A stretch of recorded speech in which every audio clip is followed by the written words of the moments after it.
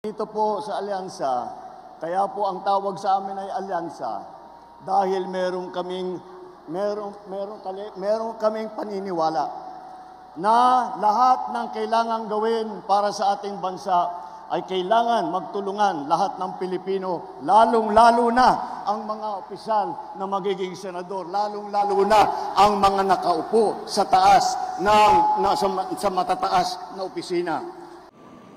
Ngayon, kung yung presyo ng bigas, yung presyo ng pagkain para sa Pilipino mas bababa ngayon,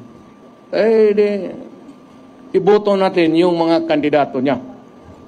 Nakikita mo naman, talagang almost hindi na kaya. Hindi kaya ng tao. Ngayon, kung mas madali maghanap ng trabaho ngayon sa panahon niya, then, doon ka sa kanya, doon sa administrasyon. Kung sa panahon na ito, kung pante ka na maglakad, na walang takot, nakakapagpasyal ka, baski saan, wag mo nang bitawan si Marcos.